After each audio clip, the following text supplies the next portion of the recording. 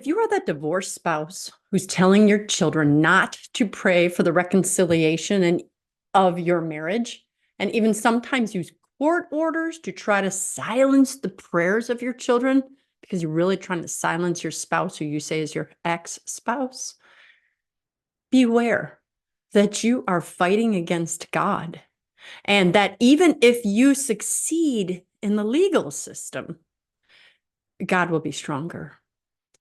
Also be aware that your children, once they grow up, will also see truth. They will know and be able to think for themselves.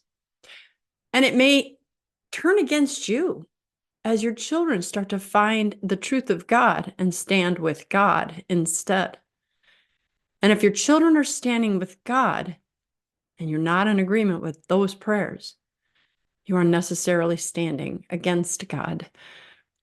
God will prevail. Instead of seeking to control and silence your kids and your spouse and your children's hearts, seek God instead. Seek His truth. Also, ask the Lord to keep your mind open and your heart open. He may one day ask you to reconcile. And I know right now you're thinking, oh, absolutely not. But that will come in time. All I am saying is that I have seen this too many times. And if you think it's doing you any good to silence your children's sweet little hearts and their prayers, you need to think again. It is hurting and devastating your children. Because in the Bible, it says hope never disappoints. And as a spouse who's leaving, if you firmly believe that you're not getting back with your spouse, what does it hurt to have your child pray that mommy and daddy reconcile? You can even stand there and say, you go ahead, honey, and pray that to God. If God wants it, that will happen. But I'm not going back. Let the child pray the way the child prays, or the child will be pulling against you. You think you're only angering your spouse. You think you're tying their hands. The punishment is going to turn back on you. Never, ever, ever tell someone how to pray.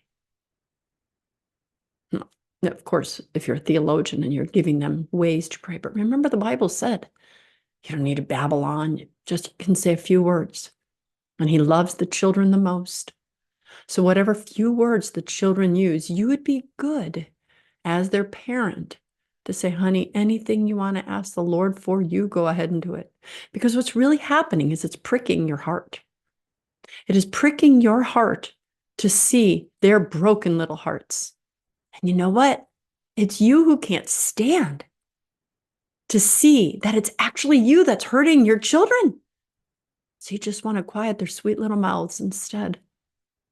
But rest assured, that is not giving your child peace. They're grieving, but now they grieve silently. Seek God. Do as God asks. I know. I once left my husband. I know marriage is tough. I do know that God hates divorce, but every now and then a good separation is very helpful to wake up the other spouse and see their areas of problems. But let it help you too.